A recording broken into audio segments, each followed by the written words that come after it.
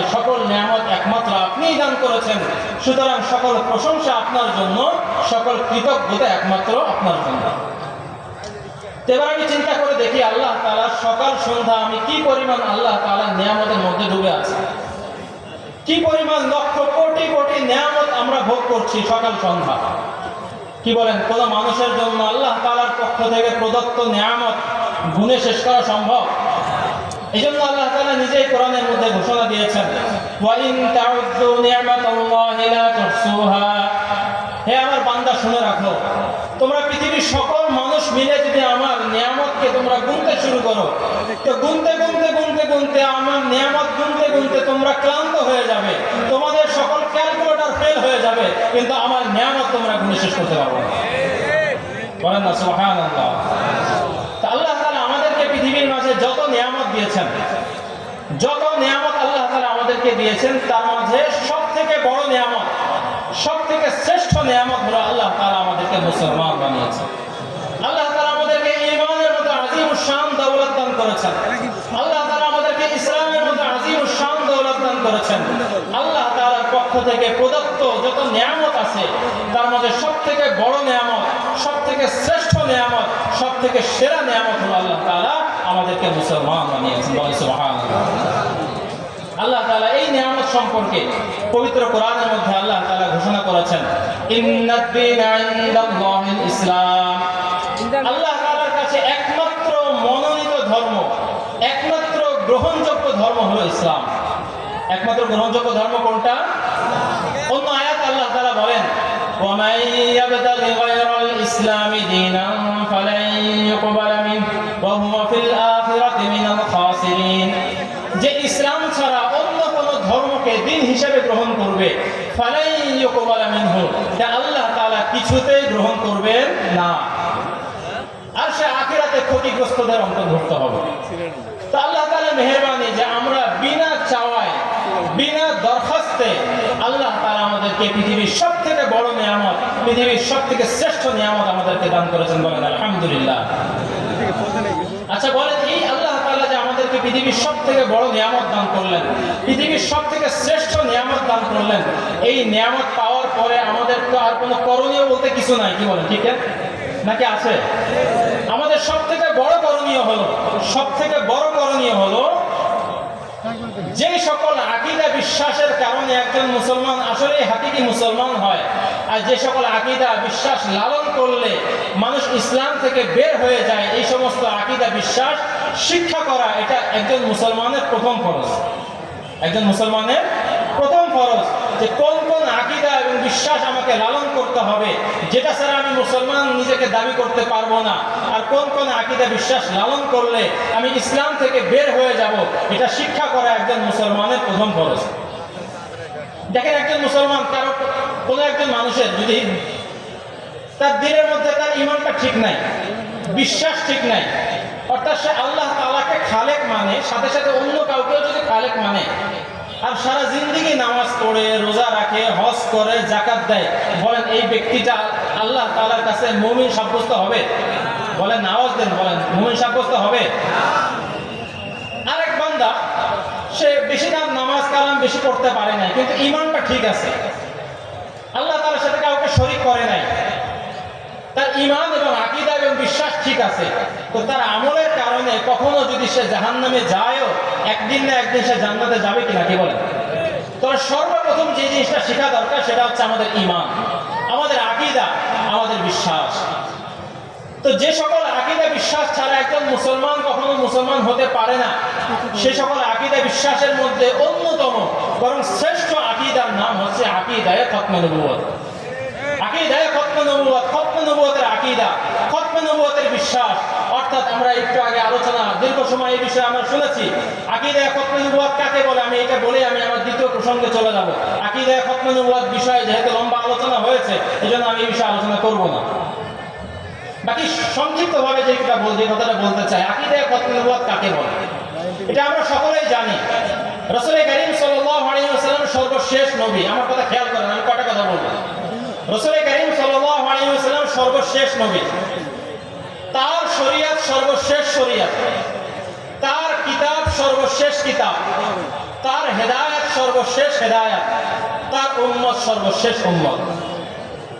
অর্থাৎ রাসূল করিম সাল্লাল্লাহু আলাইহি ওয়াসাল্লামের পরে কিয়ামত পর্যন্ত নতুন করে কোনো নবী আসবে না, কিয়ামত পর্যন্ত নতুন করে কোনো রাসূল আসবে না, কিয়ামত পর্যন্ত নতুন করে কোনো শরীয়ত আসবে না, কিয়ামত পর্যন্ত নতুন করে কোনো হিদায়াতের কিতাব আসবে না, কিয়ামত পর্যন্ত আল্লাহ রাসূলের উম্মতের পরে নতুন করে আর কোনো উম্মত আসবে না। এটাকেই বলা হয় খতমে নবুয়তের আকীদা, এটাকেই বলা হয় খতমে নবুয়তের বিশ্বাস। এই বিশ্বাসটা এমন একটা বিশ্বাস, এই বিশ্বাস না থাকলে কোনো মানুষ নিজেকে মুসলমান দাবি করার কোনো অধিকার নাই। এই বিষয়টা আমরা কিছু আলোচনা শুনেছি, কিন্তু আমি একটা হাদিস আপনাদের সামনে সামান্য হালকা ব্যাখ্যা করবো, এরপর আমি দ্বিতীয় প্রসঙ্গে চলে যাব। আকীদায়ে খতমে নবুয়ত বিষয়ক প্রায় কোরআনের মধ্যে 99টা আয়াত আছে। রাসূল করিম সাল্লাল্লাহু আলাইহি ওয়াসাল্লাম প্রায় 200 হাদিসের মধ্যে তার উম্মতকে আকীদায়ে খতমে নবুয়ত শিখিয়েছেন। তার মধ্যে আমি যে হাদিসটা শুরুতে পাঠ করেছি, বুখারী এবং মুসলিমের হাদিস। নবী করিম সাল্লাল্লাহু আলাইহি ওয়াসাল্লাম বলেন, ইন্না মাসালি ওয়া মাসালুল আম্বিয়া মিন ক্বাবলি কামাসালি রাজুলিন বানা বাইতান ফাআহসানাহু ওয়া আজমালাহু ইল্লা মাওদি'a labinatin min zawiya faja'ala an-nasu yatufuna bihi wa ya'jabuna lahu wa yaquluna hal la wudi'at hadhihi al-labina qala fa ana al-labinatu wa ana khatamun nabiyyin। ভাই, আমার আলোচনা যদি বুঝতে হয় একটু আমাকে মনোযোগ একটু বেশি দিতে হবে। রাজি আছেন তো আপনারা ইনশাআল্লাহ? রাসূল করিম সাল্লাল্লাহু আলাইহি ওয়াসাল্লাম এই হাদিসের মধ্যে তার এবং অন্যান্য যে সমস্ত নবীরা দুনিয়াতে এসেছেন তাদের একটা উদাহরণ দিয়েছেন। খতমে নবুয়তের বিষয়টা আল্লাহ রাসূল উদাহরণের মাধ্যমে বুঝিয়েছেন। আল্লাহ রাসূল বলেন যে আমার এবং পূর্ববর্তী যত নবীরা ছিলেন, এই নবীদের উদাহরণ ওই ব্যক্তির মতো যেই ব্যক্তি একটি বাড়ি নির্মাণ করেছে। কি নির্মাণ করেছে বলেন না? কি নির্মাণ করেছে? বাড়ি। ফাআহসানাহু ওয়া আজমালা, খুবই চমৎকার, খুবই দৃষ্টিনন্দন। ইল্লা মাওদি'a labinatin min zawiya, কিন্তু ওই বাড়ির এক কোণা থেকে একটা ইটের জায়গা খালি আছে, আর পুরো বাড়ি কমপ্লিট। কটা ইটের জায়গা খালি বলেন? একটা। আচ্ছা, আপনাদের এই বোদা থানার মধ্যে যদি একজন 100 কোটি টাকা ব্যয় করে একটা বাড়ি নির্মাণ করে, দামি দামি মার্বেল পাথর লাগানো হয়েছে, দামি দামি মোজাইক এবং অনেক সুন্দর করে কারুকার্য করে বাড়ি নির্মাণ করা হইলে মানুষ ওই বাড়িটা দেখতে যায় না? কি বলেন? যায় কি যায় না? আল্লাহ রাসূল বলেন যে খুবই চমৎকার যেহেতু বাড়িটা, তো বাড়িটা মানুষজন দেখতে আসতেছে। ফাজআলা an-নাসু ইয়াতুফুনা বিহি ওয়া ইয়া'জাবুনা লাহু ওয়া ইয়াকুলুনা হাল লা উতিআত হাযিহি আল-লাবিনা। মানুষজন ওই বাড়িটা দেখতে আসে, বলে যে আরে এত চমৎকার বাড়ি, এত সুন্দর করে বাড়িটা নির্মাণ করা হলো, কিন্তু এই বাড়ির এই কোণার যে একটা ইটের জায়গা খালি আছে, এই জায়গাটার ইট এখনো কেন রাখা হচ্ছে না? এই ইটটা কেন লাগানো হচ্ছে না? পুরো বাড়ি এত চমৎকার করে করা হয়েছে, এত চমৎকার করে বাড়িটা নির্মাণ করা হইলো, কিন্তু এই কোণা থেকে ইটের জায়গা এখনো খালি কেন? প্রশ্ন আসে কি আসে নাকি বলেন? খুব সুন্দর বাড়ি আপনি বানাইলেন, একটা ইটের জায়গা খালি রেখে দিচ্ছেন, তা মানুষ দেখতে আসলে প্রশ্ন করবে কিনা যে এই ইটের জায়গার এই ইটটা কেন রাখা হচ্ছে না? তো মানুষের একই প্রশ্ন। তখন রাসূল করিম সাল্লাল্লাহু আলাইহি ওয়াসাল্লাম বলেন, ফাআনাল লাবিনাতু ওয়া আনা খাতামুন নাবিয়্যিন, এটা হচ্ছে নবুয়তের প্রাসাদ, এটা নবুয়তের বাড়ি, নবুয়তের বাড়ির সর্বশেষ ইট হচ্ছে আমি, এবং আমি সর্বশেষ নবী। মানে সবাই মানে বুঝেন না, এবার একটু বোঝেন। মানে রাসূল করিম সাল্লাল্লাহু আলাইহি ওয়াসাল্লাম বুঝাইতে চাইলেন যে এই আদম আলাইহিস সালাতু ওয়াস সালাম থেকে নিয়ে এক একজন নবী আসছেন, তো নবুয়তের যে বাড়ি ছিল, নবুয়তের বাড়ির মধ্যে এক একটা ইট যুক্ত হয়েছে। আরেকজন নবী আসছেন তো আরেকটা ইট যুক্ত হয়েছে, আরেকজন নবী আসছেন তো আরেকটা ইট যুক্ত হয়েছে। আস্তে আস্তে আস্তে আস্তে যখন ঈসা আলাইহিস সালাতু ওয়াস সালাম চলে আসলেন, তো নবুয়তের যে প্রাসাদ ছিল, নবুয়তের যে বাড়ি ছিল, ওই নবুয়তের বাড়ির সবকটা ইট লাগানো হয়ে গেছে। আর কটা বাকি আছে বলেন না? এক একজন নবী আসা মানে এক একটা ইট যুক্ত হওয়া। তো ঈসা আলাইহিস সালাম পর্যন্ত যদি সবকটা ইট লাগানো হয়ে যায়, আর কয়টা ইট বাকি থাকে? কয়টা ইটটা বাকি থাকে? একটা।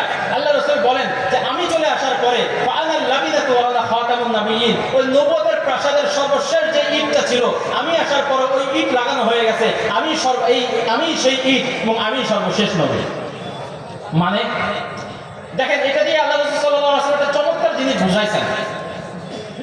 একটা বাড়ি যদি পরিপূর্ণ করা হয়ে যায়, বাড়ি পুরো কমপ্লিট হয়ে গেছে, যত ইট যত জায়গায় লাগানো দরকার ছিল সব ইট যদি সব জায়গায় লাগানো হয়ে যায়, তারপরে কি ওই বাড়ির মধ্যে নতুন করে আর কোনো ইট ঢুকানো যায়? জোরে বলেন, ঢুকানো যায়? আল্লাহ রাসূল নিজেকে নবুয়ত নবুয়তকে বাড়ির সাথে তুলনা দিয়েছেন। তো রাসূল কারীম সাল্লাল্লাহু আলাইহি ওয়াসাল্লাম চলে আসতেন, তার মানে ওই নবুয়তের যে বাড়ি ছিল ওই বাড়ির মধ্যে যতগুলো ইট লাগানো দরকার ছিল সব ইট লাগানো হয়ে গেছে। আচ্ছা বলেন, একটা বাড়ি নির্মাণ হয়ে যাওয়ার পরে, সবকটা ইট লাগানো হয়ে যাওয়ার পরে ওই বাড়ির মধ্যে নতুন করে আর কোনো ইট ঢোকানো যাবে? স্বয়ং পুরা স্বয়ং সম্পূর্ণ কোনো ইট ঢোকানো যাবে? অর্ধেক? বলেন, আওয়াজ দেন, আমি একটা জিনিস বুঝাবো আপনাদেরকে। বাড়ি কমপ্লিট হয়ে যাওয়ার পরে অর্ধেক পুরা ইট যদি লাগানো নাও যায়, অর্ধেক লাগানো যাবে না? 3 ভাগের 1 ভাগ লাগানো যাবে না? তার মানে রাসূল কারীম সাল্লাল্লাহু আলাইহি ওয়াসাল্লাম বুঝাইতে চাইলেন যে দেখো, একটা বাড়ি নির্মাণ হয়ে যাওয়ার পরে যেমন ওই বাড়ির মধ্যে স্বয়ং সম্পূর্ণ কোনো ইটও ঢোকানো যায় না, অর্ধেক কোনো ইটও ঢোকানো যায় না, 3 ভাগের 1 ভাগ কোনো ইটও যেমন ভাবে ঢোকানো যায় না, তদ্রূপ আমি চলে আসার পরে নবুয়তের এই সিলসিলার মধ্যে স্বয়ং সম্পূর্ণ কোনো নবী আসারও সুযোগ নাই, অসম্পূর্ণ কোনো নবী আসারও সুযোগ নাই, জিল্লি নবী আসারও কোনো সুযোগ নাই, বুরুজ নবী আসারও কোনো সুযোগ নাই, উম্মতি নবী আসারও কোনো সুযোগ নাই। রাসূল কারীম সাল্লাল্লাহু আলাইহি ওয়াসাল্লাম আসার পরে নবুয়তের সিলসিলার মধ্যে স্বয়ং সম্পূর্ণ কোনো নবী আসারও যেমন ভাবে সুযোগ নাই, একটা বাড়ি নির্মাণ হয়ে যাওয়ার পরে অর্ধেক ইট যেমন ভাবে সেখানে যুক্ত করা যায় না, তদ্রূপ রাসূল কারীম সাল্লাল্লাহু আলাইহি ওয়াসাল্লাম চলে আসার পরে ওই নবুয়তের ওই সিলসিলার মধ্যে স্বয়ং সম্পূর্ণ নবীরও ঢোকার সুযোগ নাই, অসম্পূর্ণ নবী আসারও ঢোকার সুযোগ নাই। এটাকেই বলা হয় খতমে নবুয়তের আকীদা, এটাকেই বলা হয় খতমে নবুয়তের বিশ্বাস। কিন্তু এই বিশ্বাসের সাথে সরাসরি বিদ্রোহ ঘোষণা কারা করেছে? বলেন না, কারা করেছে?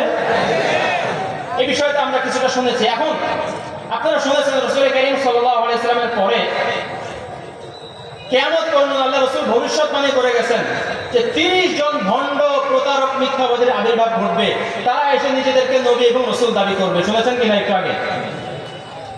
তো আমাদের দুর্ভাগ্যের বিষয় হলো, আমাদের এই ভারত মহাদেশে যখন ইংরেজদের শাসন চলতেছিল, ইংরেজদের প্রোটেকশনে, ইংরেজদের ছত্রছায়ায় 1901 সালে আরেক ব্যক্তি নবুয়ত দাবি করেছে, যার নাম মির্জা গোলাম আহমদ কাদিয়ানী। এখন প্রশ্ন আসতে পারে, হুজুর আপনি যে বললেন ইংরেজদের প্রোটেকশনে, ইংরেজদের ছত্রছায়ায় ইংরেজরা মির্জা কাদিয়ানীকে দাঁড় করিয়েছে, এটা দলিল কি, প্রমাণ কি? আপনাদের কাছে একটা প্রমাণ দেখাবো। হ্যাঁ, দেখবেন আপনারা আমার হাতে একটা বই দেখতেছেন, এই বইটার নাম মাজমুআয়ে ইশতিহারাত, মির্জা গোলাম আহমদ কাদিয়ানীর লিখিত বই। এটা 3 নম্বর খণ্ড, 3 নম্বর খণ্ডের শুরুতে লা ইলাহা ইল্লাল্লাহ লা ইলাহা ইল্লাল্লাহ লা ইলাহা ইল্লাল্লাহ, 3 নম্বর খণ্ডের শুরুতে 12 নম্বর পৃষ্ঠায় মির্জা গোলাম আহমদ কাদিয়ানী বলে, दर हकीकत वजूद सल्तनत अंग्रेजिया खुदा ताला की तरफ से हमारे लिए एक नेमत थी जो मुद्दत दराज की तकलीफात के बाद हमको मिली, इसलिए हमारा फर्ज था कि इस नेमत का बार बार इजहार करें। বলে বাস্তবতা হলো ইংরেজ সরকার আমাদের জন্য আল্লাহর পক্ষ থেকে একটা নিয়ামত, বলে নাউজুবিল্লাহ, যা আমরা দীর্ঘ প্রতীক্ষার পরে পেয়েছি। এজন্য আমাদের জন্য ফরজ এই নিয়ামতের বারবার শুকরিয়া জ্ঞাপন করা। আচ্ছা বলেন, ইংরেজ সরকার কারা? ইংরেজ সরকার তো তারা যারা হাজার হাজার মসজিদ মাদ্রাসাকে গুড়িয়ে দিয়েছে, ইংরেজ তো তারা যারা হাজার হাজার উলামায়ে কেরামকে ফাঁসির কাস্টে ঝুলিয়েছে, ইংরেজ তো তারা যারা এই ভারত উপমহাদেশে প্রবেশ করেছে ইসলামকে মুছে দেওয়ার জন্য। তারা যদি আল্লাহর নিয়ামত হয়ে থাকে, আল্লাহর গজব বলতে দুনিয়াতে আর কিছু থাকবে না। তাহলে যে ব্যক্তি ইংরেজ সরকারকে আল্লাহর নিয়ামত বলে, এই ব্যক্তি ইংরেজদের পাক্কা দালাল কিনা বলেন? তাহলে মির্জা কাদিয়ানীকে যে ইংরেজরা দাঁড় করিয়েছে, কোনো সন্দেহ আছে? কিন্তু এখন প্রশ্ন কি জানেন, আপনি তাদের সাথে যখন কথা বলবেন তো তারা আপনাকে বলবে যে আমরা তো খতমে নবুয়তের আকীদা বিশ্বাস করি, আমরা তো রাসূল কারীম সাল্লাল্লাহু আলাইহি ওয়াসাল্লামের শেষ নবী মানি, আমাদের বিরুদ্ধে এটা মিথ্যা অপবাদ যে আমরা রাসূল কারীম সাল্লাল্লাহু আলাইহি ওয়াসাল্লামের শেষ নবী মানি না, খাতামুন নবীন বিশ্বাস করি না, এটা আমাদের বিরুদ্ধে একটা মিথ্যা অপবাদ। তারা আপনাকে এরকম একটা পরিচিতি ধরাই দেবে, আহমদিয়া মুসলিম জামাতের পরিচিতি। এই বইয়ের 2 নম্বর পৃষ্ঠায় মির্জা কাদিয়ানীর একটা বক্তব্য তারা উল্লেখ করেছে। মির্জা কাদিয়ানী বলে, আমরা কোরআনকে খোদার কিতাব এবং তার রাসূল খাতামুল আম্বিয়া হযরত মুহাম্মদ সাল্লাল্লাহু আলাইহি ওয়াসাল্লামকে মানি। খাতামুল আম্বিয়া মানে শেষ নবী, বলে আমরা মুহাম্মদ সাল্লাল্লাহু আলাইহি ওয়াসাল্লামকে খাতামুল আম্বিয়া অর্থাৎ শেষ নবী মানি। দেখেন বর্তমানে বাংলাদেশে কাদিয়ানীদের যিনি ন্যাশনাল আমির আব্দুল্লাহ ওয়াহাব খান চৌধুরী, তার একটা বক্তব্য শোনাই আপনাদেরকে, একটু শোনেন, এরপর আমি আলোচনা করছি। সবাইকে আসসালামু আলাইকুম ওয়া রাহমাতুল্লাহি ওয়া বারাকাতুহু। আমাদের বিরুদ্ধে, আহমদিয়া মুসলিম জামাতের বিরুদ্ধে প্রধান অভিযোগ হচ্ছে আমরা হযরত মুহাম্মদ মুস্তাফা সাল্লাল্লাহু আলাইহি ওয়াসাল্লামকে নাকি খাতামান নবীন বলে বিশ্বাস করি না। আমরা যতবার বলি আল্লাহর কসম আমরা হযরত মুহাম্মদ সাল্লাল্লাহু আলাইহি ওয়াসাল্লামকে খাতামান নবীন বলে বিশ্বাস করি, ততবার বলে না, বিশ্বাস করে না। আমরা বলি যত অর্থে খাতামুন নবীন হয় সব অর্থে বিশ্বাস করি, তারা বলেন না, তারা বিশ্বাস করে না। তাই আমাদেরকে দেখাতেই হয় যে আমরা বিশ্বাস করি, তারা বিশ্বাস করে না। তাহলে কি বললো, কি বুঝলেন? খতমে নবুয়তের আকীদা তারা বিশ্বাস করে, আমরা বিশ্বাস করি না। হ্যাঁ, তারা বিশ্বাস করে, আমরা বিশ্বাস করি না। এবার আপনি এবার প্রেক্ষাপটটা বুঝেন। খতমে নবুয়তের আকীদা রাসূল করিম সাল্লাল্লাহু আলাইহি ওয়াসাল্লাম সর্বশেষ নবী, এটা মুসলমানদের বাচ্চারাও জানে। কি বলেন? বাচ্চারাও জানে। তো এখন তারা যদি এসে আপনাকে, তাদের গুরুরা যদি এসে কথা আপনাকে বলে যে এই জামানায় নতুন আরেকজন নবী চলে আসছে, জুতার বাড়ি একটা নিচে পড়বে। তো এই জন্য তারা বলে যে আমরা তো খতমে নবুয়তের আকীদা বিশ্বাস করি, আমরা আল্লাহর রাসূলকে শেষ নবী মানি, আমরা তো তাকে ইমাম মাহদী হিসাবে বিশ্বাস করি। আমরা মির্জা গোলাম আহমদ কাদিয়ানীকে নবী মানি না, কি মানি? ইমাম মাহদী মানি। নবী মানে কি মানে না, আগে এটা আপনি দেখান, এরপর ইমাম মাহদী আমি বলতেছি। এটার আগে একটা প্রেক্ষাপট বোঝেন। মির্জা গোলাম আহমদ কাদিয়ানী নবী দাবি করেছে 1901 সালে। বলেন কত সালে? 1901 সালের আগে মির্জা কাদিয়ানী একটা বই আছে, বইটার নাম হামামাতুল বুশরা, বাংলায় বক্সিবাজার তাদের হেডকোয়ার্টার থেকে অনুবাদ করা হয়েছে। এই বইয়ের 142 নম্বর পৃষ্ঠায় মির্জা গোলাম আহমদ কাদিয়ানী বলে, আর আমার দ্বারা নবুয়তের দাবি করে ইসলাম থেকে বহিষ্কৃত হওয়া এবং কাফের জাতির অন্তর্ভুক্ত হয়ে যাওয়া মোটেও সম্ভবপর নয়। সেক্ষেত্রে আমি মুসলমান হয়েও কিভাবে নবী হবার দাবি করতে পারি? তার মানে কি? মির্জা কাদিয়ানী বলতেছে আমি তো নবী দাবি করি নাই, নবী দাবি করলে তো আর মুসলমান থাকা যায় না, আমি মুসলমান হয়েও কিভাবে নবী দাবি করতে পারি? দেখলেন কিনা? তার মানে মির্জা কাদিয়ানী নবী দাবি করে নাই। কি বলে? হ্যাঁ, করে নাই। এটা হচ্ছে মুদ্রার এক পিঠ। মুদ্রার কয়টা পিঠ থাকে বলেন না? মুদ্রার এক পিঠ। এবার আপনাদেরকে দেখাই, মির্জা গোলাম আহমদ কাদিয়ানী একটু বলেছে নবী দাবি করেছে 1901 সালে। কত সালে? এই বক্তব্যগুলো মূলত নবী দাবি করার আগের বক্তব্য, অর্থাৎ 1901 সালের আগে লেখা এই বইগুলো। এবার 1901 সালে যে বইগুলো সে লিখেছে, ওই বই থেকে আপনাদেরকে একটু দেখাই। সেখানে একটা বই লিখেছে 1901 সালের, বইটার নাম দাফিউল বালা। এই বইয়ের 12 নম্বর পৃষ্ঠায় মির্জা গোলাম আহমদ কাদিয়ানী বলে, প্রকৃত সত্য খোদা তিনি যিনি কাদিয়ানে তার রাসূল পাঠিয়েছেন। এত আস্তে নাউজুবিল্লাহ বললেন। তাহলে বলেন আল্লাহ তাআলা নবী করিম সাল্লাল্লাহু আলাইহি ওয়াসাল্লামের পরে কোন এলাকায় কোন নবী পাঠাবেন? তাহলে যে মির্জা কাদিয়ানী বলল যে প্রকৃত সত্য খোদা তিনি যিনি কাদিয়ানে তার রাসূল পাঠিয়েছেন, তাহলে সে নবুয়ত দাবি করলো কিনা? কি বলেন? করলো কিনা? 1901 সালে লেখা আরেকটা বই, একটি ভুল সংশোধন। এই বইয়ের 8 নম্বর পৃষ্ঠা, 8 নম্বর পৃষ্ঠায় মির্জা গোলাম আহমদ কাদিয়ানী বলে, যখন স্বয়ং খোদা তাআলা আমাকে নবী ও রাসূল আখ্যা দিয়েছেন, তখন আমি কিরূপে এটা প্রত্যাখ্যান করতে পারি এবং তাকে ছেড়ে অন্যকে ভয় করি? বলেন নাউজুবিল্লাহ। তাহলে নবী দাবি করলো কিনা? কি বলেন? নবী দাবি করলো। তাহলে এই যে তারা যে বলে যে আমরা খতমে নবুয়তের আকীদা বিশ্বাস করি, আমাদের হুজুর নিজেই বলেছেন যে আমি আল্লাহ রাসূলকে শেষ নবী মানি, এই বক্তব্যগুলো কবেকার? নবুয়ত দাবি করার আগের বক্তব্য, 1901 সালের আগের বক্তব্য। আর 1901 সালে সে যখন দেখলো তার মুরিদরা তার নবুয়ত দাবি মেনে নিয়েছে, মেনে নিবে, তখন গিয়ে 1901 সালে সে নবী দাবি করেছে। এবার এখান থেকে আপনি তৃতীয় আর একটা কথা বুঝেন। 1901 সালের আগে মির্জা গোলাম আহমদ কাদিয়ানী বলেছে যে নবুয়ত দাবি করলে ইসলামের আর দাবি করার সুযোগ নাই। নবুয়ত দাবি করলে মুসলমান থাকা যায় না, আমি মুসলমান হয়েও নবুয়ত দাবি কেমনে করি? তাহলে 1901 সালের আগে সে বলেছে যে নবুয়ত দাবি করলে কাফের হয়ে যায়, আর 1901 সালে সে নিজেই নবুয়ত দাবি করেছে। তাহলে মির্জা গোলাম আহমদ কাদিয়ানীর কথার আলোকেই সে কাফের।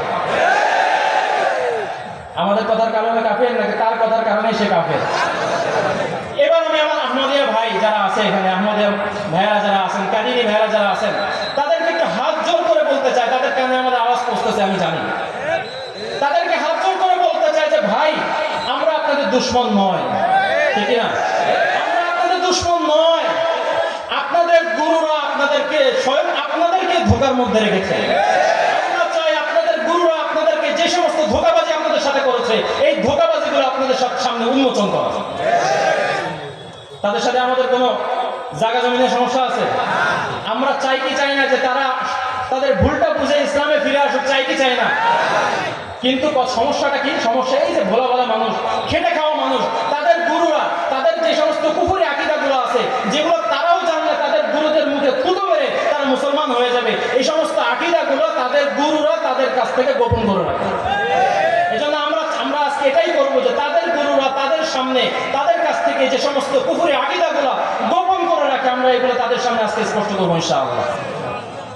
দেখেন, একটু আগে আমি একটা বলেছিলাম যে তারা মানুষকে বলে যে আমরা তো, দেখেন, নবুয়ত দাবির বিষয়টা তো কেউ সরাসরি মানবে না, এই জন্য তাদের পলিসি হলো তারা বলে যে আমরা তো মির্জা কাদিয়ানীকে ইমাম মাহদী মানি।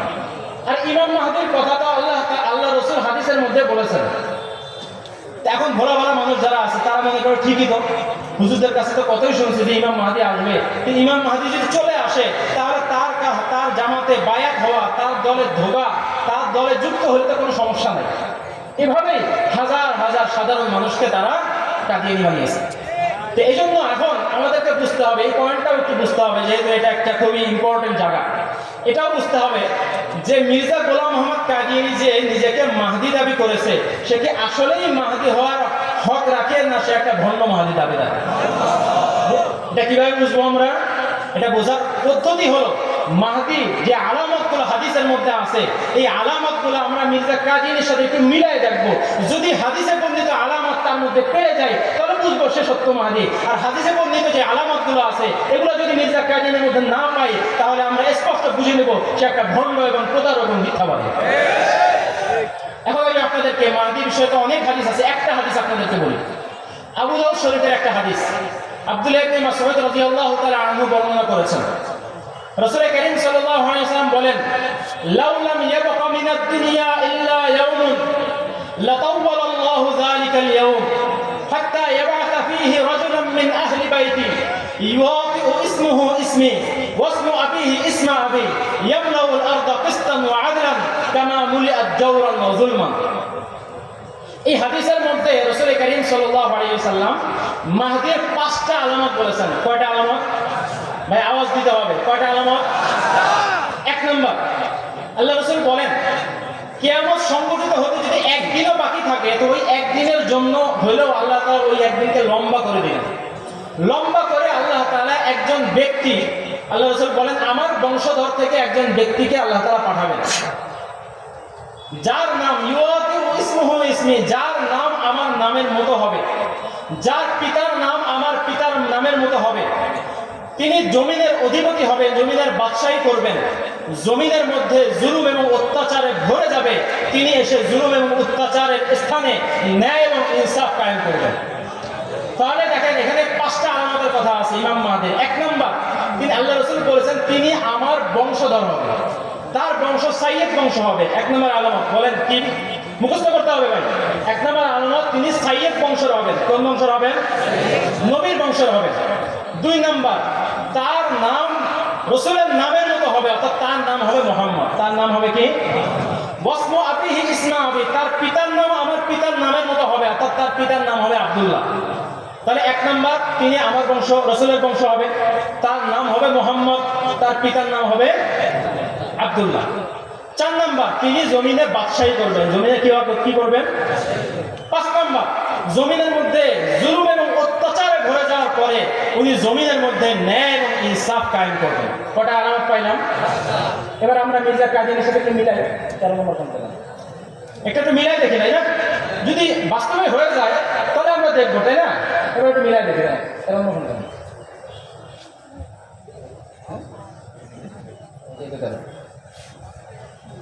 দেখেন মির্জা গোলাম মোহাম্মদ কাদিয়ানী একটা বই আমার হাতে আছে, এটার নাম হচ্ছে রুহানি খাজাইন। রুহানি খাজাইন, এটা 13 নম্বর খণ্ড।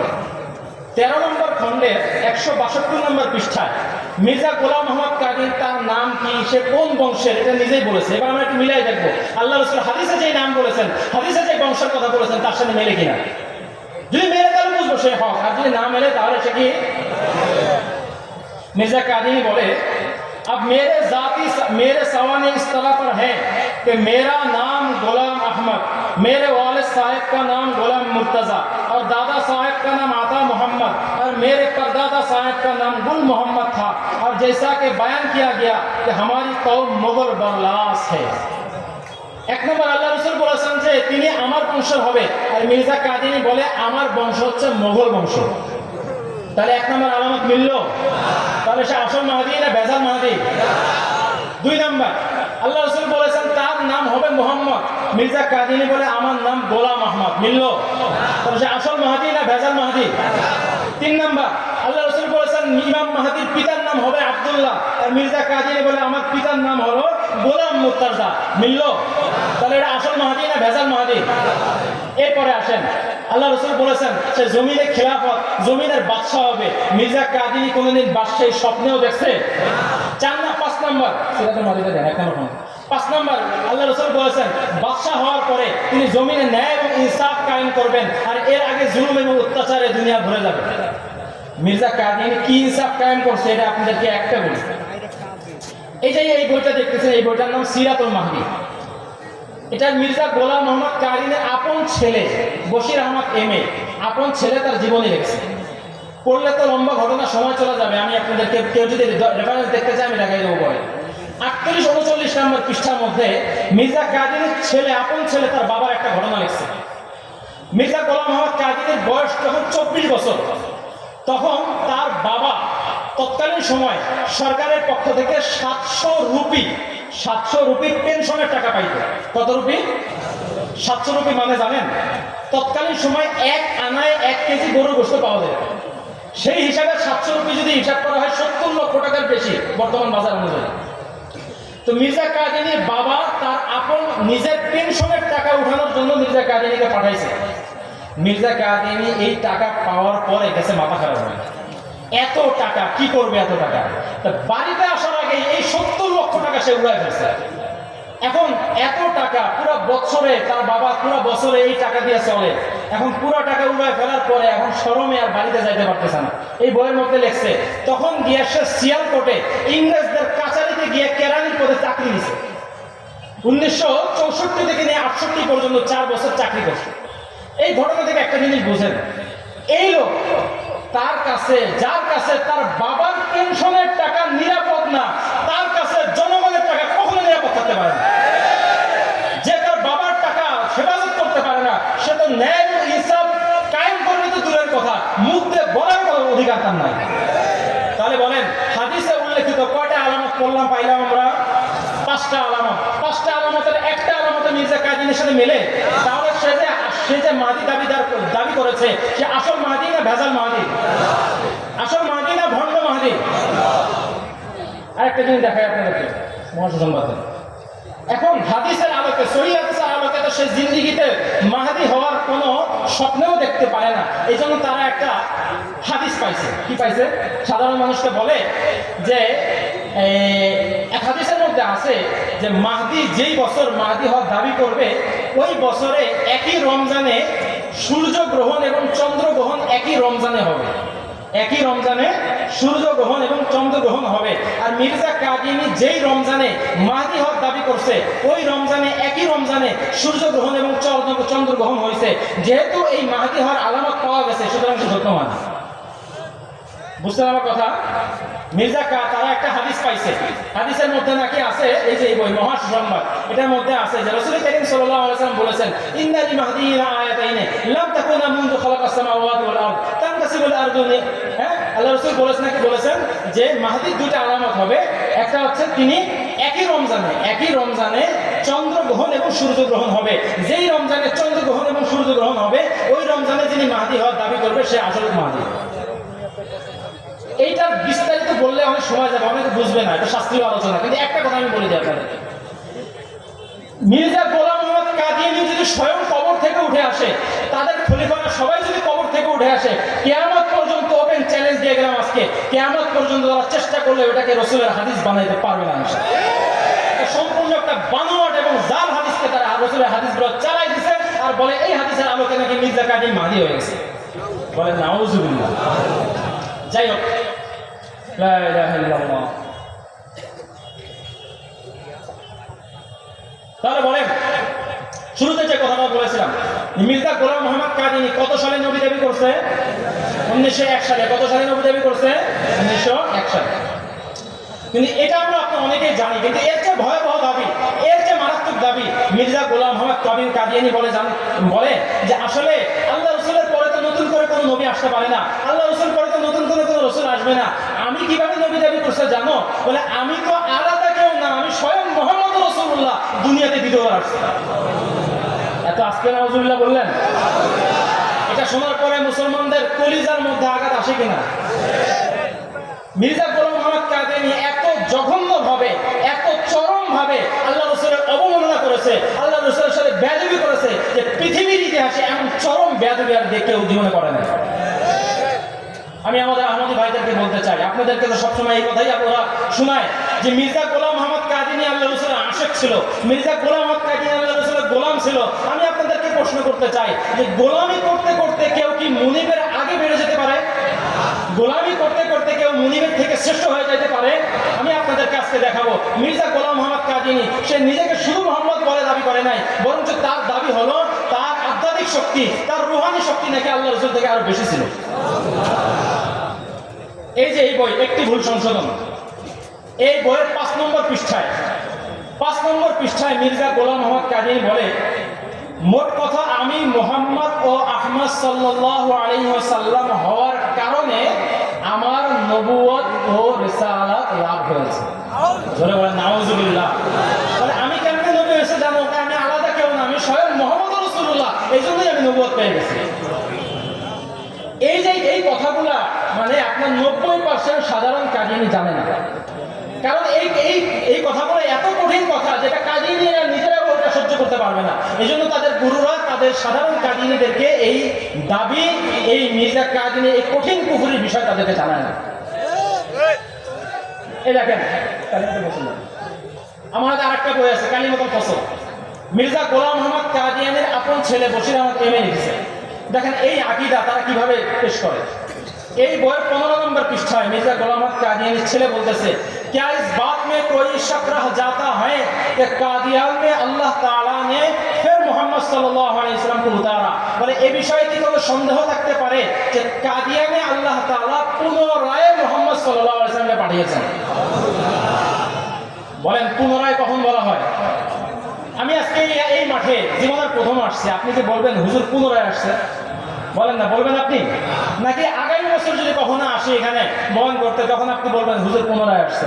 তো মির্জা কাদিয়ানী গোটা কাদিয়ানী সম্প্রদায়ের জামাতের আকীদা, যেটা সাধারণ কাদিয়ানীরা জানে না, এটা জামাতের আকীদার বই।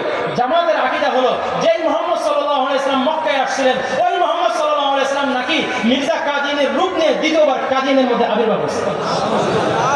বলেন এই দাবি যারা করে এবং এই দাবি করার পরে মির্জা কাদিয়ানী ইতিহাসে, পৃথিবীর ইতিহাসে কাট্টা কাফের হওয়ার মতো কোনো সন্দেহ আছে? এমন কাট্টা কাফেরকে অনুসরণ করে আমি আহমদী ভাইদেরকে বলতে চাই, এমন কাট্টা কাফেরকে অনুসরণ করে আপনারা জীবনে জান্নাত তো দূরের কথা, জাহান্নামের চৌরাস্তার মধ্যে গিয়ে পড়বেন। দেখেন আমার হাতে আরেকটা বই আছে, রুহানি খাজায়েন 17 নম্বর খণ্ড। এই বইয়ের 254 নম্বর পৃষ্ঠা, 254 নম্বর পৃষ্ঠার মধ্যে মির্জা গোলাম মোহাম্মদ कादियानी बोले, जैसा कि मोमिन के लिए दूसरे अहकाम इलाही पर ईमान लाना फर्ज है, ऐसा ही इस बात पर भी ईमान लाना फर्ज है कि हज़रत सल्लल्लाहु अलैहि वसल्लम के दो बास है। बोले অন্যান্য ঈমান মুমিনের জন্য অন্যান্য বিষয়ের উপরে, অন্যান্য আল্লাহ তাআলার অন্যান্য হুকুমের উপরে যেমন ভাবে ঈমান আনা ফরজ, তদ্রূপ আল্লাহ রাসূল যে দুনিয়াতে দুইবার আসছে এটার উপর ঈমান আনা নাকি ফরজ। আচ্ছা আপনাদেরকে একটা প্রশ্ন করি, যে বিষয়ের উপর ঈমান আনা ফরজ, এটার উপরে যদি কারো ঈমান না থাকে সে কি আর মুসলমান থাকে? বলেন না, মুসলমান থাকে? আল্লাহ তাআলা রব, এই কথার উপর ঈমান আনা ফরজ কিনা? এই কথার উপরে যদি কারো ঈমান না থাকে সে আর মুসলমান থাকবে? মুসলমান দাবি করতে পারবে? তো মির্জা গোলাম মোহাম্মদ কাদিনীর দাবি যে রাসূলুল্লাহ 2 বার আগমন করেছেন এই কথার উপর ঈমান আনা ফরজ। তার মানে হলো এই কথার উপর যারা যারা ঈমান আনবে না তারা কি বলেন না, তারা কি? এবার আপনাদেরকে বলি, আল্লাহ রাসূল সাল্লাল্লাহু আলাইহি ওয়াসাল্লাম থেকে নিয়ে মির্জা গোলাম মোহাম্মদ কাদিনী পর্যন্ত কোন মুসলমানের, কোন সাহাবা, কোন তাবিঈন, কোন তাবে তাবিঈনের এই আকীদা ছিল যে আল্লাহ রাসূল 2 বার আসছেন? বরং স্বয়ং কাদিনীরা নিজেরাই স্বীকার করেছে যে আল্লাহ রাসূল সাল্লাল্লাহু আলাইহি ওয়াসাল্লাম যে 2 বার আসছে এই কথা সর্বপ্রথম মির্জা কাদিনী নিজে বলছে। তাহলে বলেন যে আল্লাহ রাসূল সাল্লাল্লাহু আলাইহি ওয়াসাল্লাম 2 বার আসছে এই কথার উপর যদি কারো ঈমান না থাকে সে আর মুসলমান থাকে তার কথা অনুযায়ী? বলেন তার কথা অনুযায়ী মুসলমান থাকবে? তাহলে সাহাবায়ে কেরামের এই কথার উপর ঈমান ছিল। তাহলে মির্জা কাদিয়ানীর কথার আলোকে সাহাবায়ে কেরাম কাফের সাব্যস্ত হয় কিনা? বলেন না, কথা বোঝার চেষ্টা করেন। যেহেতু এই কথার উপর ঈমান আনা ফরজ আর সাহাবায়ে কেরামের এই কথার উপর ঈমান ছিল না, তার মানে তার কথার আলোকে সাহাবায়ে কেরাম প্রকারান্তরে কাফের সাব্যস্ত হয় কিনা? তার কথার আলোকে তাবেঈন কাফের সাব্যস্ত হয় কিনা? কি বলেন? তাবেঈন কাফের সাব্যস্ত হয় কিনা? আইম্মায়ে মুজতাহিদিন কাফের সাব্যস্ত হয় কিনা? তাহলে যেই মির্জা গোলাম মোহাম্মদ কাদিনীর কথার আলোকে, যেই মির্জা গোলাম মোহাম্মদ কাদিনীর ফতোয়ার কারণে সাহাবায়ে কেরাম কাফের সাব্যস্ত হয়, তাবেঈন কাফের সাব্যস্ত হয়, তাবেঈন কাফের সাব্যস্ত হয়, আইম্মায়ে মুজতাহিদিন কাফের সাব্যস্ত হয়, মুহাদ্দিসিনে কেরাম কাফের সাব্যস্ত হয়, মুফাসসিরিনে কেরাম কাফের সাব্যস্ত হয়, তার থেকে কাট্টা কাফের আর দুনিয়াতে হতে পারে না। আমি আমাদের আহমদী ভাইদেরকে খুব হাত জোর করে বলতে চাই, আপনারা কার অনুসরণ করেছেন একটু চোখ খুলে দেখেন। আপনাদের গুরুরা আপনাদেরকে ধোঁকার মধ্যে রেখেছে, আল্লাহি ধোঁকার মধ্যে রেখেছে। আপনারা একটু বোঝার চেষ্টা করেন। আপনারা আমাদেরকে আপনাদের দুশমন মনে করেন না, আমরা আপনাদের হিতাকাঙ্ক্ষী হিসাবে এখানে এসেছি। দেখেন, এখন মির্জা গোলাম মোহাম্মদ কাদিয়ানী যেহেতু নিজেকে মুহাম্মদ রাসূলুল্লাহ দাবি করেছে, তো এর সাথে অটোমেটিক সে আরেকটা দাবিও করে ফেলেছে যে আল্লাহ রাসূল সাল্লাল্লাহু আলাইহি ওয়াসাল্লামের যত গুণ ছিল, যত বৈশিষ্ট্য ছিল, যত মর্যাদা ছিল সব নাকি মির্জা কাদিয়ানীর মধ্যে আছে। বলে আল্লাহ রাসূল সাল্লাল্লাহু আলাইহি ওয়াসাল্লামের কোনো একটা গুণ, দুইটা গুণ কেউ যদি বলে যে আমি এই ক্ষেত্রে আল্লাহ রাসূলের সমান, তার ঈমান থাকবে? এবার দেখেন মির্জা কাদিয়ানীদের জামাতের আকীদা, তার ছেলে কালিমাতুল ফসল এই বইয়ের 23 নম্বর পৃষ্ঠায় লিখতেছে, ফাজিল্লি मगर मसीह मऊद को तो तब नबूवत मिली जब उसने नबूवत मोहम्मदिया के तमाम कमालात को हासिल कर लिया और इस काबिल हक हो गया कि जिल्ली नबी कहलाए। और जिल्ली नबूवत ने मसीह मऊद के कदम को पीछे नहीं हटाया बल्कि आगे बढ़ाया और इस कदर आगे बढ़ाया कि नबी करीम सल्लल्लाहु अलैहि वसल्लम के पहलू का पहलू ला खड़ा किया। বলে মির্জা কাদিনী কবে নবী হয়েছে জানো? যখন সে আল্লাহ রাসূলের যত বৈশিষ্ট্য ছিল, আল্লাহ রাসূলের যত নবুয়তের যত বৈশিষ্ট্য ছিল, যত মর্যাদা ছিল, যত পূর্ণতা ছিল, সব যখন মির্জা কাদিনী অর্জন করে ফেলছে তখন গিয়ে নাকি সে নবী হয়েছে। বলেন আল্লাহ রাসূলের শানে এর চেয়ে বড় ব্যাধি হতে পারে? আল্লাহ রাসূলের শানে এর থেকে বড় ব্যাধি হতে পারে? আল্লাহ রাসূলের শানে কেউ যদি বলে আমি আল্লাহ রাসূলের একটা বা দুইটা গুণের ক্ষেত্রে আল্লাহ রাসূলের সমান, তার ঈমান থাকবে? সেখানে একটা নয়, দুইটা নয়, তিনটা নয়, কাদিয়ানীদের আকীদা হলো, তাদের দাবি হলো, তাদের জামাতের মুরব্বিদের কথা হলো আল্লাহ রাসূলের সকল বৈশিষ্ট্য নাকি মির্জা কাদিয়ানীর মধ্যে আছে। এই দেখেন, এই বক্তব্যটা আরো কত স্পষ্টভাবে তারা বলেছে। আমার হাতে একটা বই পত্রিকা আছে, এটা কাদিয়ানীদের পত্রিকা আল ফজল, 1915 16 সেপ্টেম্বর। ওই 1915 16 সেপ্টেম্বরে মির্জা কাদিয়ানী তাদের জামাতের পক্ষ থেকে তারা লিখেছে, কি লিখেছে? खुदा के दफ्तर में हजरत मसीह मऊद और आ हजरत सल्लल्लाहु अलैहि वसल्लम आपस में कोई दो या मुगायरत नहीं रखते बल्कि एक ही शान, एक ही मर्तबा, एक ही मनसिबा और एक ही नाम रखते हैं। বলে আল্লাহর কাছে মির্জা কাদিয়ানী এবং রাসূলুল্লাহ সাল্লাল্লাহু আলাইহি ওয়াসাল্লাম আপসের মধ্যে নাকি কোনো বৈপরীত্য নাই, বরং দুজনের মর্যাদা এক, দুজনের মানসিব এক, দুজনের মর্তবা এক, দুজনের নাম এক। বলে নাউজুবিল্লাহ। বরং এটা আল্লাহ রাসূলের শানে সাধারণ কোনো বেয়াদবি না, চরম বেয়াদবি। এমন চরম বেয়াদবি যেই মির্জা কাদিয়ানী করেছে, সে জাহান্নামের কীট ছাড়া, জাহান্নামের লাকড়ি ছাড়া তার আর দ্বিতীয় কোনো পরিচয় হতে পারে না। এবং আমি আহমদী ভাইদেরকে বলতে চাই, ভাই দেখেন, এরকম কাট্টা কাফেরকে মেনে আপনারা কখনো জান্নাতে যেতে পারবেন না। আপনারা তুর্কিস্তানের পথ ধরেছেন মদিনায় যাওয়ার জন্য, তুর্কিস্তানের পথ ধরে কখনো মদিনায় যাওয়া যায় না। দেখেন, আমি একটাকে বলেছিলাম কোনো স্লোগান হবে না, কোনো স্লোগান হবে না। বসেন, স্লোগান আরেকদিন দিয়ে, আজকে কোনো স্লোগান হবে না। ভাই ভাই বসেন বসেন বসেন বসেন বসেন। শোনেন আমার কথা, শোনেন, শোনেন আমাদেরকে মোতাবেক হন। কিন্তু মির্জা কাদিয়ানী কাদিয়ানী এটাই সন্তুষ্ট নয়, তার দাবি আরো ভয়াবহ, তার দাবি আরো মারাত্মক। একটু আগে আমি যেটা বললাম, মির্জা গোলাম মোহাম্মদ কাদিয়ানীর দাবি তার আধ্যাত্মিক শক্তি, তার রুহানি শক্তি নাকি আল্লাহ রাসূল সাল্লাল্লাহু আলাইহি ওয়াসাল্লাম থেকে আরো বেশি। এই যে 16 নম্বর খণ্ড, তার লিখিত বই, এই 16 নম্বর খণ্ডে 271 নম্বর পৃষ্ঠা, 271 নম্বর পৃষ্ঠার মধ্যে মির্জা কাদিয়ানী বলতেছে, বালিল হক আন্না রুহানিয়াতুহু আলাইহিস সালাম কানা ফি আখির আলফিস সাদিস আনি ফি হাদিহিল আইয়াম আশাদ্দা ওয়া আকওয়া ওয়া আকমাল মিন তিলকাল আওয়াম বাল কালবাল লিকাম। মানে আল্লাহ রাসূল তো দুনিয়াতে দুইবার আসছে, কিন্তু বাস্তবতা হলো দ্বিতীয়বারে যে মোহাম্মদ আসছে, সেই মোহাম্মদের দ্বিতীয় মোহাম্মদকে বলেন না মির্জা কাদিয়ানী, তার বক্তব্য অনুযায়ী মির্জা কাদিয়ানী বলে দ্বিতীয়বার যে মোহাম্মদ আসছে, ওই মোহাম্মদের আধ্যাত্মিক শক্তি আগের মোহাম্মদ থেকে আরো বেশি পরিপূর্ণ, আরো বেশি মজবুত, আরো বেশি শক্তিশালী। মানে পৃথিবীর ইতিহাসে আল্লাহ রাসূলের শানে এত চরম বেয়াদবি এর পূর্বে মির্জা কাদিয়ানী পূর্বে আর কেউ করেছে? বলেন করেছে? এমন চরম বেয়াদবি যে মির্জা কাদিয়ানী করেছে, আহমদী ভাইদের আপনাদেরকে আমরা বলতে চাই, তার অনুসরণ করে আপনারা জাহান্নামে ছাড়া দ্বিতীয় কোনো জায়গায় যেতে পারবেন না। লা ইলাহা ইল্লাল্লাহ, লা ইলাহা ইল্লাল্লাহ, লা ইলাহা ইল্লাল্লাহ। দেখেন এখন মির্জা গোলাম মোহাম্মদ কাদিয়ানী এত ভয়াবহ কুফুরে আকীদা সে লালন করে, তাদের জামাতের এত ভয়াবহ কুফুরে আকীদা আছে। এখন সাধারণ মুসলমানরা যদি এগুলো জেনে যায়, বা যখন ওলামায়ে কেরাম তাদের এই সমস্ত কুফুরে আকীদাগুলো মানুষকে বোঝানোর চেষ্টা করে, তো তখন সাধারণ মুসলমানদেরকে ধোঁকা দেওয়ার জন্য তারা একটা পলিসি বের করছে। কি পলিসি? বলে আমরাও তো কালিমা পড়ি। আমরা কি করি? তাদের উপাসনালয়ের সামনে, উপাসনালয় কি ভাই? মসজিদ না উপাসনালয়? যারা বলেন মসজিদ না উপাসনালয়? কাদিয়ানীদের উপাসনালয়কে মসজিদ বলা জায়েজ নাই। মসজিদ একমাত্র কাদের হয়? মুসলমানদের হয়। তো তাদের উপাসনালয়ের সামনে বড় করে দেখবেন লেখা থাকে লা ইলাহা ইল্লাল্লাহ মুহাম্মাদুর রাসূলুল্লাহ। আমি গত 2 বছর আগে একবার 30 সাল একটা জায়গায় সফরে গেছি। তো ওইখানে কিছু ছোটখাটো কিছু প্রোগ্রাম ছিল। এক মৌলানা সাহেব বললেন যে হুজুর, আমার এক চাচা কাদিয়ানী, একটু তার সাথে একটু কথা বলেন, তাকে একটু ইসলামের দাওয়াত দেন। আমি বলে চলেন, ঠিক আছে যাই। তো তার সাথে কথা বলার এক পর্যায়ে তার স্ত্রী ভিতর থেকে বলতেছে যে হুজুর, আমরা তো কালিমা পড়ি, তো কালিমা পড়লে তো একজন হিন্দু মুসলমান হয়ে যায়, কালিমা পড়লে তো একজন খ্রিস্টানও মুসলমান হয়ে যায়, তা আমরা তো কালিমা লা ইলাহা ইল্লাল্লাহ মুহাম্মাদুর রাসূলুল্লাহ বলি, তা আমাদেরকে আপনারা কাফের কেন বলেন?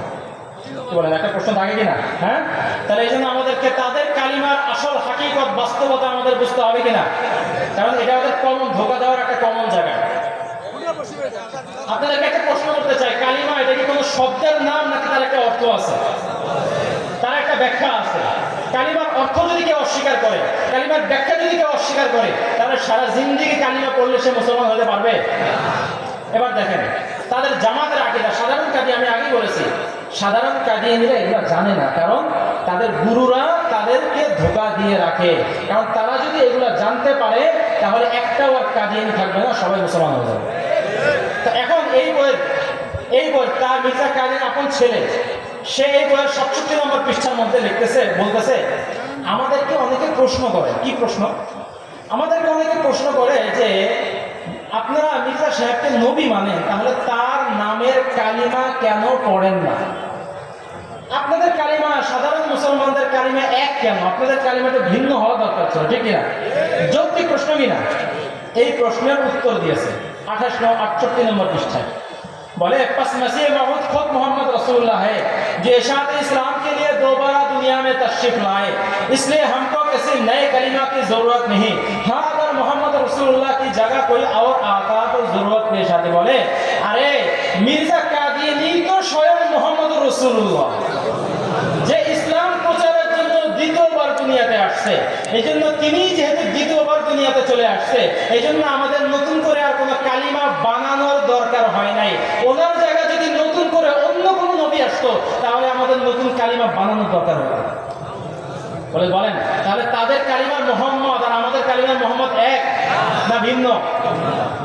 মুসলমানদের কালিমার মোহাম্মদ রাসূলুল্লাহ দ্বারা উদ্দেশ্য মুহাম্মদ আরবি হযরত মুহাম্মদ মুস্তাফা সাল্লাল্লাহু আলাইহি ওয়াসাল্লাম, আর কাদিয়ানীদের কালিমার মোহাম্মদ দ্বারা উদ্দেশ্য মির্জা গোলাম আহমদ কাদিয়ানী। এবার আপনাদেরকে একটা কথা বলতে চাই, ভালো করে বোঝেন। তাদের কালিমার মোহাম্মদ দ্বারা মির্জা গোলাম আহমদ কাদিয়ানী উদ্দেশ্য, তার মানে তারা যখন পড়ে লা ইলাহা ইল্লাল্লাহ মুহাম্মাদুর রাসূলুল্লাহ, তো তাদের কালিমা লা ইলাহা ইল্লাল্লাহ মুহাম্মাদুর রাসূলুল্লাহ বলা যেই কথা, আর লা ইলাহা ইল্লাল্লাহ মির্জা গোলাম আহমদ রাসূলুল্লাহ বলা একই কথা, ঠিক না? কারণ তাদের মোহাম্মদের উদ্দেশ্যকে মির্জা গোলাম আহমদ কাদিয়ানী। তো লা ইলাহা ইল্লাল্লাহ মুহাম্মদ রাসূলুল্লাহ বলা যেই কথা, আর তাদের লা ইলাহা ইল্লাল্লাহ মির্জা গোলাম আহমদ রাসূলুল্লাহ বলা একই কথা। এবার আপনাদেরকে আরেকটা প্রশ্ন করতে চাই, লা ইলাহা ইল্লাল্লাহ মির্জা গোলাম আহমদ রাসূলুল্লাহ এই কালিমা পড়লে কি কেউ মুসলমান হবে? বলেন না, জোরে বলেন, মুসলমান হবে? লা ইলাহা ইল্লাল্লাহ মুহাম্মদ মির্জা গোলাম আহমদ রাসূলুল্লাহ এই কালিমা পড়লে যেমন ভাবে কেউ মুসলমান হতে পারে না, তদ্রূপ ভাবে আমি আহমদিয়া ভাই কাদিয়ানী ভাই যারা আছে তাদেরকে মাপ চেয়ে হাত জোর করে তাদেরকে বলতে যাচ্ছি যে লা ইলাহা ইল্লাল্লাহ মির্জা গোলাম আহমদ রাসূলুল্লাহ পড়লে যেমন ভাবে কেউ মুসলমান হতে পারে না, তদ্রূপ ভাবে আপনারা যতক্ষণ পর্যন্ত আপনাদের সকল কুফরি আকীদা থেকে তওবা না করবেন, ততক্ষণ পর্যন্ত লা ইলাহা ইল্লাল্লাহ মুহাম্মাদুর রাসূলুল্লাহ বললেও আপনারা মুসলমান হবেন না।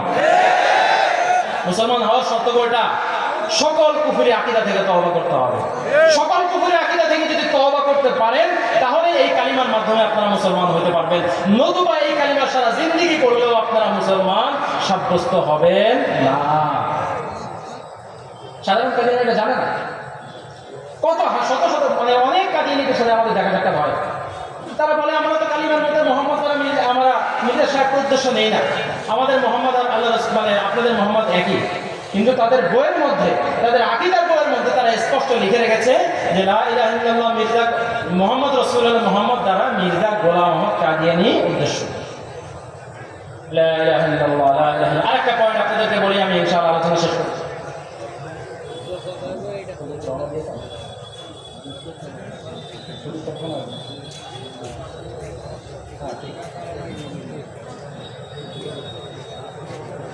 হ্যাঁ, 5-7 মিনিটের মধ্যে আমি শেষ করে দিচ্ছি।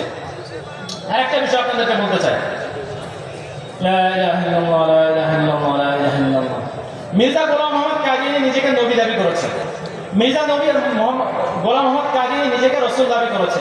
আচ্ছা, কোন নবীকে যদি কেউ না মানে তাহলে মানুষ কাফের হয়ে যায় না? বলেন না, কাফের হয়ে যায় না? তো কাদিয়ানীদের আকীদা, যেহেতু মির্জা গোলাম আহমদ কাদিয়ানী তাদের নবী হিসেবে আসছে, যেহেতু মির্জা গোলাম আহমদ কাদিয়ানী তাদের রাসূল হিসেবে আসছে, সুতরাং যারা যারা মির্জা গোলাম আহমদ কাদিয়ানীকে মানবে না তারা সকলেই কাফের এবং বেঈমান। বলেন নাউযুবিল্লাহ। তারা বিশ্বের সকল মুসলমানকে একমাত্র মির্জা গোলাম আহমদ কাদিয়ানীকে না মানার কারণে তারা কাফের বলে। দেখেন, আমার একটা বই আছে, এই বইটার নাম তাসকিরা। এটা মির্জা গোলাম আহমদ কাদিয়ানীর উপরে শয়তানের পক্ষ থেকে যত ওহী আর ইলহাম আসছে ওটা তারা একত্রিত করছে এখানে। এটা কাদিয়ানীদের কোরআন। হ্যাঁ, দেখেন এই বইয়ের টাইটেল পেজের মধ্যে আছে তাসকিরা ইয়ানি ওহী মুকাদ্দাস, পবিত্র ওহী, যার মধ্যে নাকি মির্জা কাদিয়ানীর পবিত্র ওহী লেখা আছে। একটা পবিত্র ওহী শোনাই আপনাদের, এরপর আমি আলোচনা যাচ্ছি। এই বইয়ের 50 নম্বর পৃষ্ঠায় মির্জা গোলাম আহমদ কাদিয়ানী বলে, एक दफा की हालत याद आई कि अंग्रेजी में अव्वल इल्हाम हुआ। एक बार इंग्रेजी वही আসছে। কোন ভাষায় वही আসছে? ইংরেজিতে वही আসছে। ইংরেজি ওহির মাধ্যমে নাকি আল্লাহ মির্জা কাদিয়ানীকে বলেছে I love you, I love you, I am with you, I shall help you, I can what will do, yes I am happy. এটা 91 নম্বর, আপনি লম্বা মানে শোনানো যাবে আপনাদেরকে। 91 নম্বর পৃষ্ঠার মধ্যে আছে মির্জা কাদিয়ানীর উপরে একবার একটা ওহী আসছে। ওহী শব্দ কি জানেন? পারাতুস ইয়া পালাতুস। এরপরে মির্জা কাদিয়ানী বলতেছে আসলে ওহী এত দ্রুত আসতেছিল যে কোন ভাষার ওহী, এই ওহীর ব্যাখ্যাটি আমি জিজ্ঞেস করতে ভুলে গেছি। যাই হোক, একটু মাঝখানে একটা চুটকি আপনাদেরকে বললাম। এই বইয়ের 519 নম্বর পৃষ্ঠায় मिर्जा गुलाम अहमद कादियानी बोलते से खुदा ताला ने मेरे पर जाहिर किया कि हर एक शख्स जिसको मेरी दावत पहुंची है और उसने मुझे कबूल नहीं किया वो मुसलमान नहीं। बोले अल्लाह আমাকে জানিয়েছেন যার কাছে আমার দাওয়াত পৌঁছলো, পৌঁছার পরে যদি আমার দাওয়াত সে গ্রহণ না করে সে মুসলমান না। তাহলে আমরা কি মির্জা কাদিয়ানীর দাওয়াত গ্রহণ করেছি? তাহলে কাদিয়ানীরা আমাদেরকে মুসলমান মনে করে? এই জন্যই তো তারা দেখেন না আলাদা নামাজ পড়ে। আমাদেরকে যদি মুসলমান মনে করতোই তাহলে তারা আমাদের পিছনে নামাজ পড়তো, আলাদা উপাসনালয় তারা কখনোই করতো না।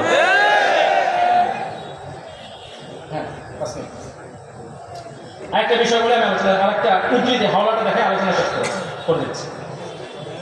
মির্জা গোলাম আহমদ কাদিনের আপন ছেলে বশিরউদ্দিন মাহমুদ, তার লেখা বই তাদের দ্বিতীয় খলিফা, সে 110 নম্বর পৃষ্ঠায় তার এই বই 6 নম্বর খণ্ড আনোয়ারুল উলুম, এটার 110 নম্বর পৃষ্ঠায় বলতেছে, कुल मुसलमान जो हजरत मसीह मऊद की बैत में शामिल नहीं हुए था, उन्होंने मसीह मऊद के नाम भी नहीं सुना, वो भी काफिर और दायरे इस्लाम से खारिज है।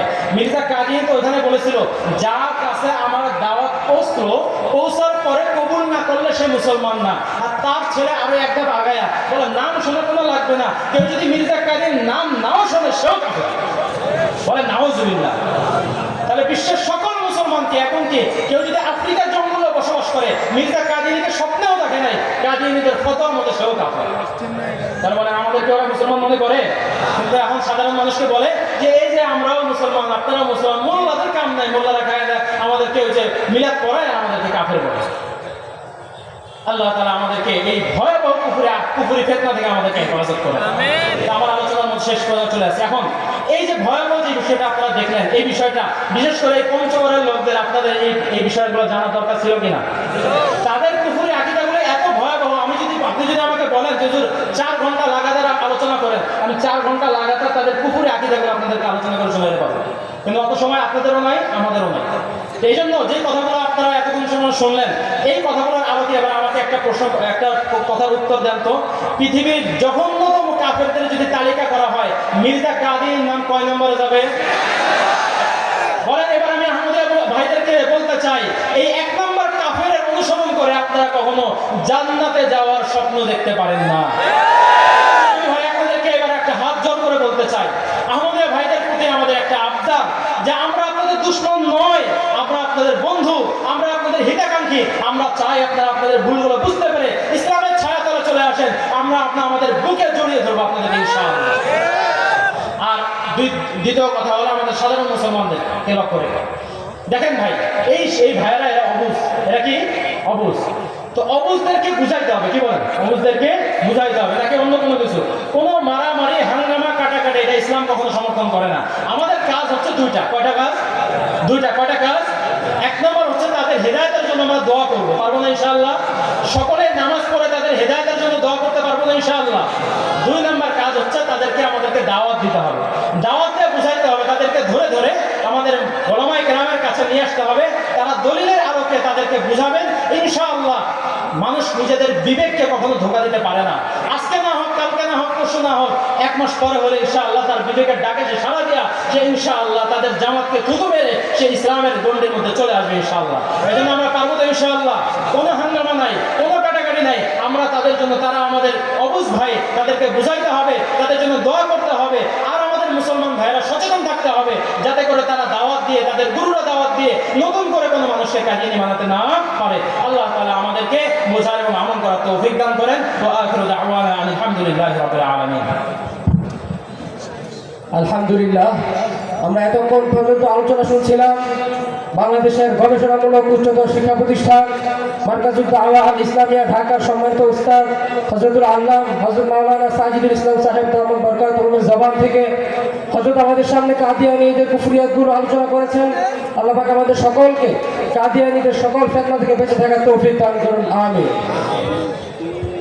আলহামদুলিল্লাহ, সম্মানিত উপস্থিতি, আমাদের আল্লামা মামুনুল হক শাহ হুজুর 2-1 মিনিটের মধ্যে হয়তো চলে আসবেন ইনশাআল্লাহ। সবাই বলে আলহামদুলিল্লাহ।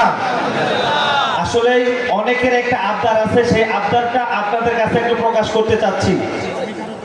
অনেকেই মেসেজ দিচ্ছে বারবার, অনেকে আমাদেরকে জানিয়েছেন আপনারা এরকম একটা মহতী প্রোগ্রামে আপনারা অনেকে শরীক হতে চেয়েছেন। আমাদেরকে অনেকেই বলেছেন যে 5 থেকে 10 টাকা আপনারা এই মাহফিলে আপনারা সহযোগিতা করতে চেয়েছেন, সুযোগ পাচ্ছেন না, আমাদের কোনো লোক নাই, যার কারণে এটার সুযোগের জন্য আমরা কিছু ব্যাগ ছেড়ে দিচ্ছি। আমরা সর্বোচ্চ 3-4 মিনিটে যার যতটুকু দেওয়ার জন্য সুযোগ হয় আপনারা সেই ব্যাগের মধ্যে দিয়ে দেবেন ইনশাআল্লাহ। আমাদের ব্যাগ যাচ্ছে, এবং কিছু স্বেচ্ছাসেবক ভাই যদি থেকে থাকেন আমাদের ব্যাগগুলো দ্রুত ছাড়ে দেন, ব্যাগ দ্রুত ছাড়ে দেন। আপনারা সবাই যে যতটুকু সম্ভব, যেহেতু আল্লাহ মামুনুল হক সাহেব চলে আসতেছেন, উনি আসার আগে আমরা এটা কমপ্লিট করে ফেলবো ইনশাআল্লাহ। কেউ উঠবেন না, মেহরবানি করে কেউ উঠবেন না, ব্যাগ পিছন থেকে ছাড়া হচ্ছে, দ্রুত আমাদের যারা স্বেচ্ছাসেবক ভাই রয়েছেন প্লিজ দ্রুত আপনারা ঢুকে পড়েন। কারো উপর জুলুম নাই, অনেকে দিতে চেয়েছেন বিধায় আমাদের মুরব্বীরা এই সিদ্ধান্তটা গ্রহণ করেছে। ইনশাআল্লাহ যার যতটুকু সামর্থ্য হয় আপনার বরকতান শরীর হবেন ইনশাআল্লাহ। ভাই উঠবেন না, কেউ উঠবেন না।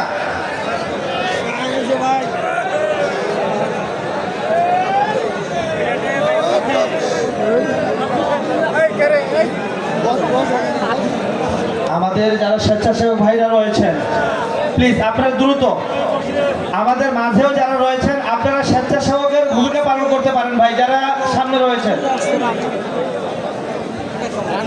ভাই আপনারা চান কি চান না যে আমাদের মাহফিলটা সুষ্ঠুভাবে পরিচালনা হোক? চান কি চান না? সবাই চাই ভাই। আমরা যেভাবে দাঁড়িয়ে গেছি আমাদের স্বেচ্ছাসেবকরা ঢুকতে অনেক কষ্ট হবে।